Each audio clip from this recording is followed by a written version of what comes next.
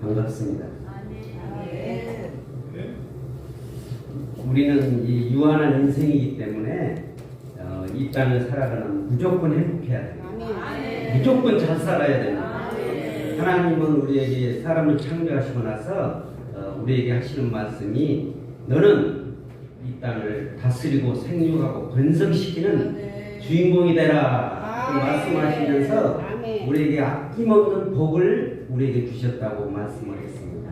이것이 우리가 이 땅에 살아가는 사람의 목적이요 목표요 이상이 되어야 될 줄 믿습니다.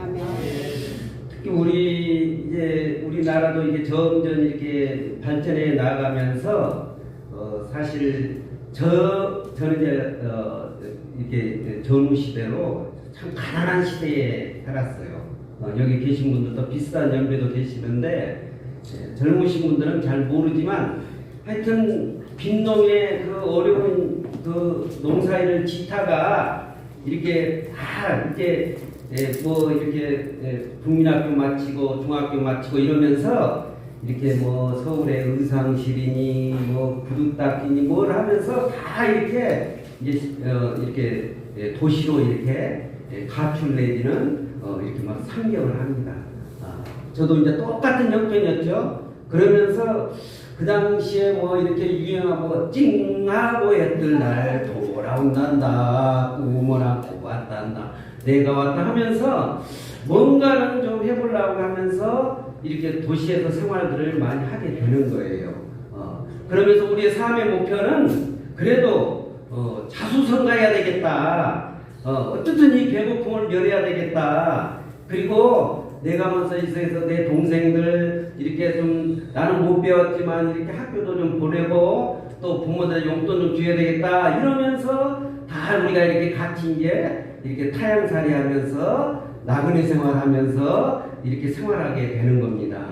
그래서 어떻게 하든지 적어도 요새 나라는 그런 서민 가꾸처럼 그래도 좀 우리가 잘 살아봐야 되겠다 이러면서 그 사는 방식을 이제 얻기 위해서 우리가 예수도 믿어보고 하나님도 믿어보고 불교도 여러 가지 하면서 이제 신앙생활을 하게 되는 거예요. 그래서 우리가 신앙생활을 해오면서 우리가 어떻게 하든지 간에 우리는 이 땅에 하나님이 명령하시고 하나님이 또 간절히 바라고 또 우리에게 복을 주면서 생명을 연장시킨 이유가 이 땅에 행복하게 잘 사는 주인공이 되라 하면서 오늘도 우리에게 복을 주신 줄로 믿습니다.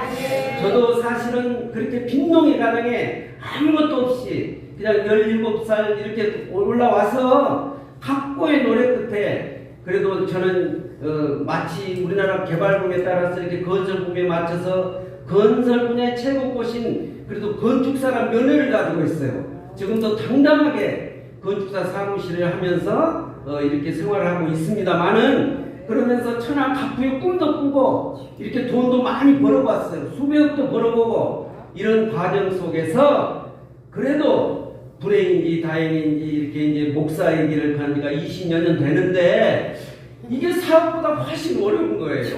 내가 사업을 하려면 무슨 분야든지 내가 1등이고 최고가 될 수 있는데 하나님이 이 땅을 다스리고 생겨 번성시키는 일에는 잘 안 되는 거예요. 마음대로 안 되는 거예요.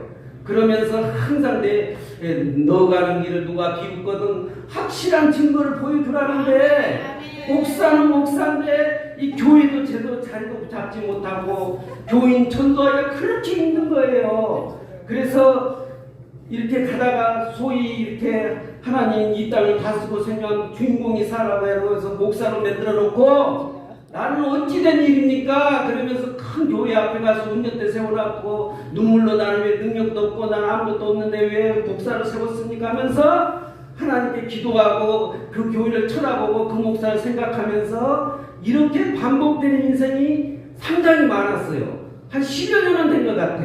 그러면서 그냥 빚을 내서 큰 교회도 한번 지어보고 빚에 쪼들려갖고 또 그 교회를 포기하고 또 이렇게 학구망 안으로 지어보고 이렇게 반복하면서 정말 내 인생은 왜 이럴까? 내가 뭐 기자의 길을 가지 못하고 나는 자격이 없까? 나는 왜 교세도 없고 교인도 없고 또 설교하는 능력도 없고 사람이 모여지는 것이냐 보면 다 떠나가고 왜 이런 하나님은 나에게 무슨 복을 줬기에 이렇게 이 땅을 다스리는 그런 주인공의 삶을 살라고 말로만 그러고 왜 실천 안 해줄까 하면서 맨날 기도하면서 짜증낸 시기가 한 10여 년 지났습니다.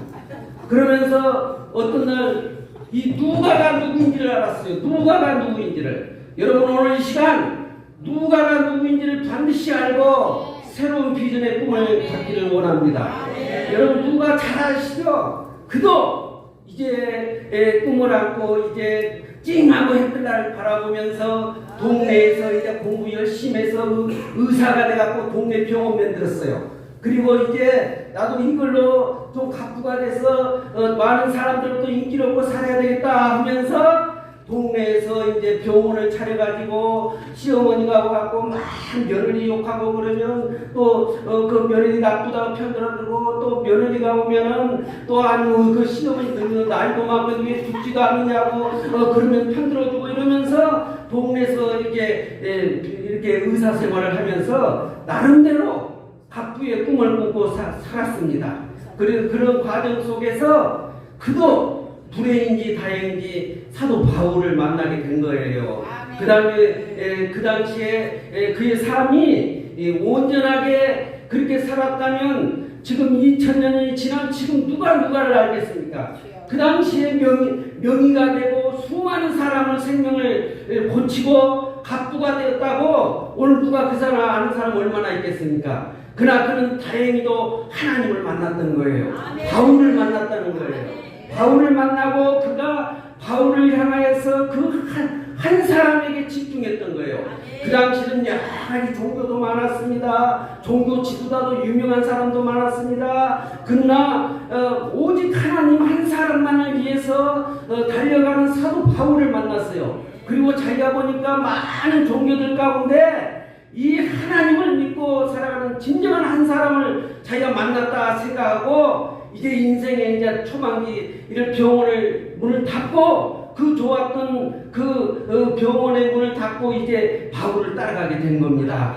바울을 따라가고 그동안에 자기가 가졌던 의술로 그가 선교하는데 이제 지원을 하고 고쳐주고 또 자기가 또 이방인으로서 이렇게 헬라어로 이렇게 성경을 쓰는 바울의 성경을 대피를 해주고 그러면서 오직 사도 바울 한 사람만 향하여서 그의 인생의 중반전을 보낸 거예요. 그 당시에는 종교 지도자도 많았습니다. 유명한 사도 많았습니다. 직접적으로 예수님의 제자들, 예수님이 이 땅에 오셔서 그 제자들과 함께 이렇게 생활하는 사람들도 많았어요. 자기가 출세하려면 뭐하나 거기에 붙여지 이런 따돌림 당하고 그런 객체로 연약한 교회, 작은 교회, 그냥 이런 단체도 큰 단체도 많은데 뭐하나 이런 작은 단체에 소속돼 있었겠습니까? 그러나 그는 진정한 하나님의 길을 가는 사도 바울 한 사람만을 향하여 자기 인생을 올인했습니다. 제가 가지고 있는 모든 재능을 다 퍼붓습니다. 그리고 심지어 그는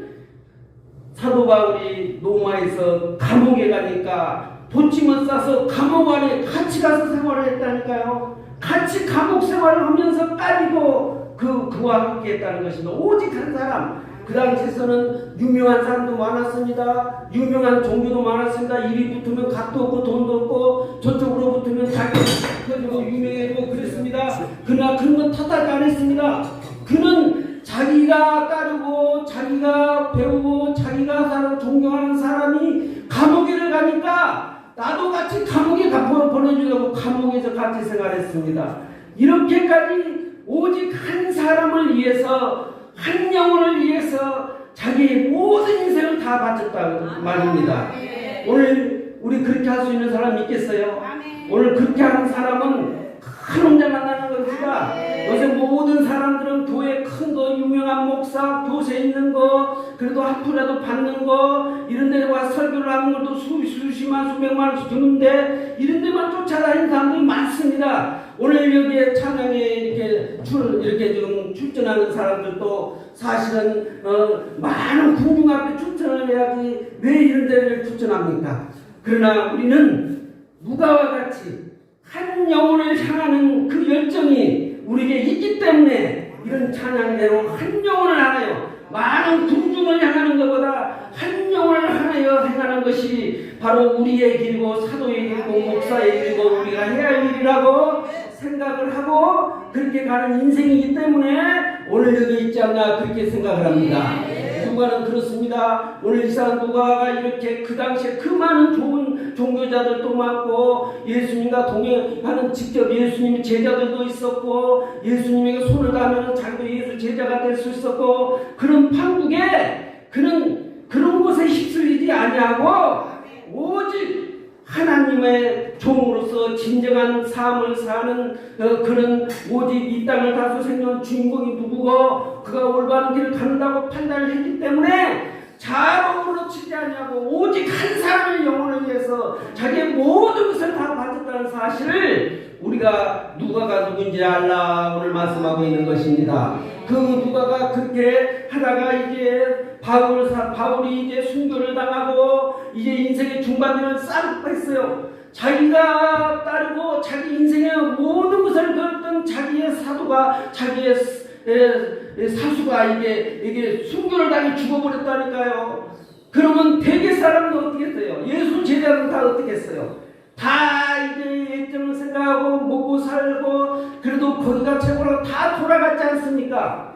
다 갔어요. 다 자기는 면허도 있었어요. 나도 좋은 돈 버는 권수사 면허도 있어요. 내가 이거 다 때려치고 가서 일하면 잘 먹고 잘 쓰고 우리 옷을 얼마큼 할 수 있어요. 그런데 그는 어떻게 했습니까? 그는 오늘 성경에 보니까 디오빌라 카카라는 디오빌라 뜻이 뭐니까 내가 가장 사랑하는 한 영혼을 카카로 알고 최고의 사람으로 알고 그를 따라갔어요. 그를 어떻게 하면 구원시켜야 되겠다. 그 하나만을 구원시키면 세상이 바뀌겠지.